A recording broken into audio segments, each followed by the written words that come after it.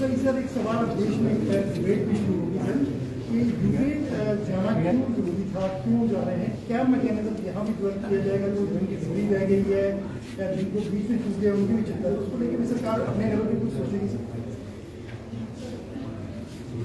एक तो मैंने हाउस में आज स्टेटमेंट दे दी है इस बारे में डिटेल में। 309 स्टूडेंट्स जो है वो उनको हम वापिस ले करके आ चुके हैं, लेकिन अभी भी यूक्रेन में 149 जो हमारी सूचना है उसके मुताबिक 149 बच्चे अभी तक भी वहाँ पर हैं। और दूसरा मैंने इस बात का भी मैं जिक्र किया है कि अभी कुछ बच्चे खार्किव में भी हैं और केंद्र सरकार बहुत गंभीरता से प्रयास कर रही है कि जो बच्चे वहाँ हैं वो सुरक्षित हों और सुरक्षित वहाँ से निकल करके भारत पहुँच जाए।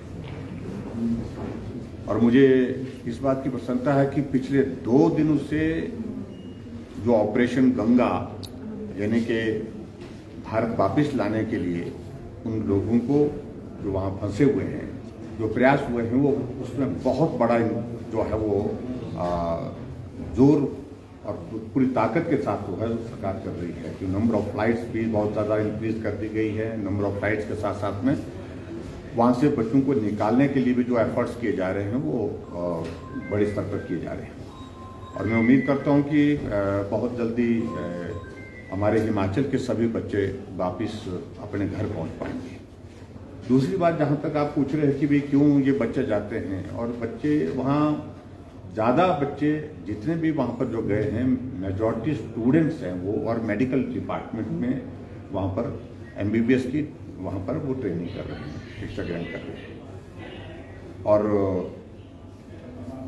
वहाँ बहुत सारे मेडिकल कॉलेजेस और यूनिवर्सिटीज़ जिनका अच्छा एक नाम है ऐसा बताते हैं, तो उस दृष्टि से वहाँ पर लोग भेजते हैं बच्चों को पढ़ने के लिए। जो भी बच्चे वहाँ पर हैं उनको सुरक्षित पहुंचाना आज की तारीख में ये हमारे लिए ज़्यादा महत्व का विषय है। सर जो बाकी सारी चीज़ों को लेकर के आने वाले समय क्या चीज़ें होंगी, कैसे होंगी, उन सारी चीज़ों को लेकर के बाद में बात कर सकते हैं। सर जो खार्किव में बच्चे हैं उसके हिमाचल के कितने जो डाटा है अपार्ट फ्रॉम स्टूडेंट, क्या कोई वर्किंग अभी इस तरह की डिटेल जो थोड़ा सा मेरे पास इस वक्त अवेलेबल नहीं है, लेकिन हमारे पास हमने कहा कि इसको थोड़ा अलग अलग इसको सेग्रीगेट करना चाहिए कि अलग अलग एरिया में, ताकि जो बच्चे जहां फंसे हैं कि उनका सेफ पैसेज क्या हो सकता है, किस तरीके से वहां से वो बाहर निकल सकते हैं, किस कंट्री में जा सकते हैं, क्योंकि जो 4 कंट्री जो उनके एडजॉइनिंग में है यूक्रेन के साथ जो लगती है, तो उसमें कहां से उनका सेफ पैसेज हो सकता है, जहां सेफ्टी ज़्यादा है वही रूट हमको अपनाना चाहिए। और इसके लिए हमारी केंद्र सरकार वहाँ की एम्बेसी के साथ जो है वो मिलकर के बात कर रही है कि जहां से सुरक्षित होकर के बच्चे निकल सकते हैं। सर जैसे आपने असेंबली में स्टेटमेंट दिया था रिगार्डिंग कुछ जो खासकर खार्किव में बच्चे हैं, डिप्लोमेटिक लेवल पे रशिया से भी कोई बातचीत हो सकती है क्या? आपकी मिनिस्ट्री ऑफ एक्सटर्नल अफेयर्स से ऐसी बात हो रही है? Is it possible during the war? क्या ऐसा संभव? देखिए, मैं इस बारे में अभी मैं इतना कह रहा हूँ कि हमने अधिकारी स्तर पर अधिकारियों से बातचीत की है, मेरे चीफ सेक्रेटरी अधिकारियों से बात की, मैंने मंत्री से बात की, और बातचीत करने के बाद उनका कहना यही है कि जो बेस्ट पॉसिबल जो है, क्योंकि अलग अलग एरिया की अलग अलग सिचुएशन है वहाँ पर इस वक्त, और उसमें कैसे हम कोऑर्डिनेटेड एफर्ट्स कर रहे हैं बच्चों को सुरक्षित निकालने के लिए, लोगों को सुरक्षित निकालने के लिए, तो वो एक बहुत बड़ी लंबी डिटेल है। तो मैं समझता हूँ कि हमको विश्वास करना चाहिए, जब बच्चे हमारे जो है जिसका नंबर हमारा 309 बच्चे वहाँ से वापिस होकर के भारत आ गए हैं, हिमाचल आ गए हैं, तो हमारे लिए प्रसन्नता का विषय है। जो 149 बच्चे जो हमारी इन्फॉर्मेशन के मुताबिक वहाँ पर रहे हैं वो भी आ जाएंगे। इसी अतिरिक्त सर एक बैठक हुई, एक डेलीगेशन ट्रांसगिरी हिमालय रीजन से जो हाटी समुदाय है वो मिला है, आपसे बैठक भी हुई है। प्रदेश सरकार इनकी मांग को लेकर केंद्र से किस तरह से रिप्रेजेंट करेगी?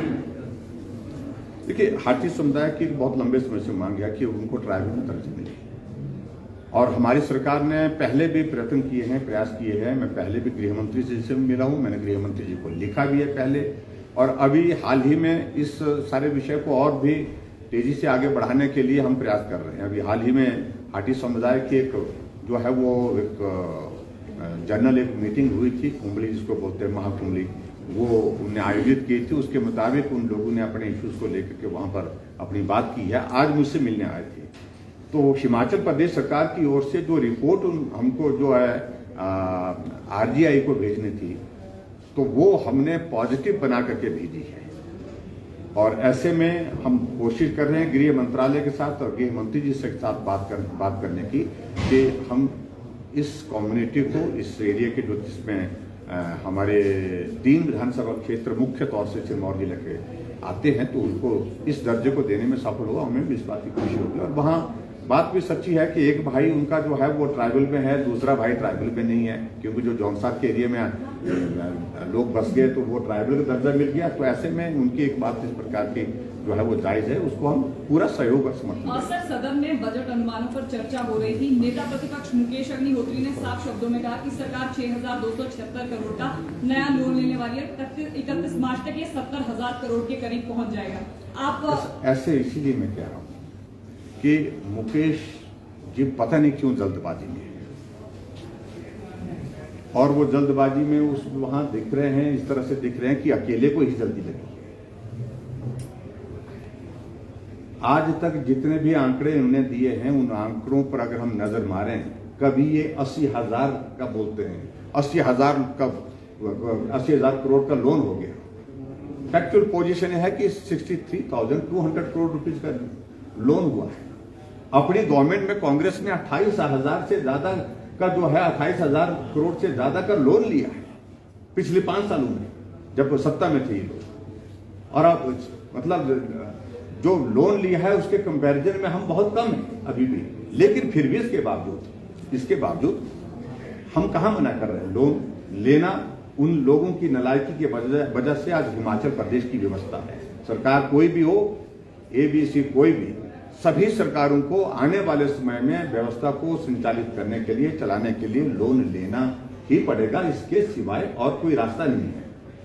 लेकिन जिस तरह से आंकड़े वो गलत बोल करके जो है वो करने की कोशिश कर रहे हैं, बिल्कुल गलत। मुझे बहुत बड़ी डिसअपॉइंटमेंट है उनकी स्पीच से। आज जो फैक्ट्स जो है उनको छुपाने की कोशिश की। हमने तो लिख करके दिया एक एक चीज। अगर हमने गृहिणी सुविधा योजना शुरू की है तो उसको अंजाम तक पहुंचाया है। अगर हम 60 साल के ऊपर के बुजुर्गों के लिए पेंशन का प्रावधान किया, उसको हमने अंजाम तक पहुंचाया। अगर हमने कहा कि हिम केयर के अंतर्गत हिमाचल प्रदेश का हर एक गरीब आदमी का इलाज करता, तो हमने उसको अंजाम तक पहुंचाया। किस बात को लेकर के वो झूठ बोलने की कोशिश कर रहे हैं?